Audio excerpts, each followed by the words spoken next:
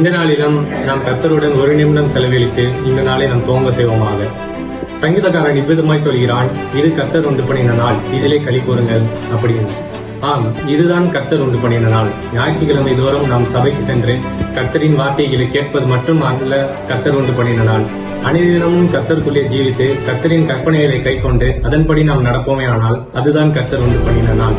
இதுதான் கர்த்தர் உயிர்த்தெழுந்த நாளும் உங்களுடன் கூட தங்கியிருக்கிற நாளுமாய் இருக்கிறது. அவன் தன் சிலுவையை எடுத்துக்கொண்டு என்னை பின்தொடர கடவன் என்றுதான் தெய்வம் சொல்லியிருக்கிறார்.